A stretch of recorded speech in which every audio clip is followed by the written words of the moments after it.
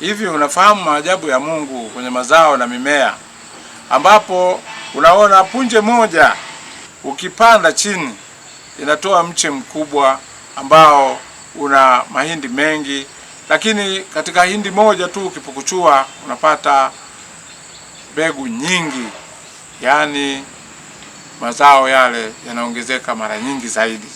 Sasa maajabu haya, wewe na kabila lako mnamwenzi vipi Mwenyezi Mungu kutokana na hili?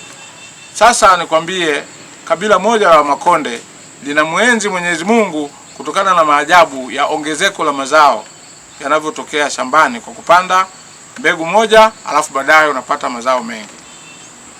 Katika kumwenzi Mwenyezi Mungu, wa Makonde wanatumia kitu kinaitwa kulihonga au kulilaula. Katika kulihonga au kulilaula wanatumia kitu kinaitwa inumbati. Inumbati inatokana na mti wa mtumbati, ambapo magamba yake yale yanachukuliwa kidogo na kupondwa kupata kitu kinachofanana na bagia. Kile kitu wanachukua kidogo na kuchanganya kwenye mazao kidogo wakati wa msimu wa kwanza baada ya mavuno, ili familia ianze kula yale mazao. Lazima apate kibali cha kuonyesha wamethamini na wameheshimu, wamemwenzi Mwenyezi Mungu kwa uumbaji wake wa maajabu.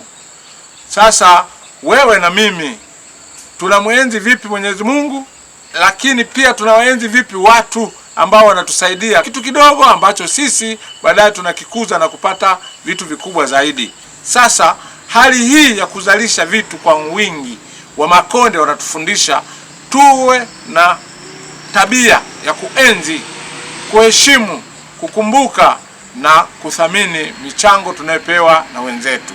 Wewe na mimi leo tunakumbushwa na Makonde kwa ajili ya kuenzi, kuheshimu na kuthamini michango ya wale wanaotusaidia, hata kama kitu kikiwa kidogo kama punje ya hindi au punje ya mpunga, lakini unakuja kupata mazao mengi.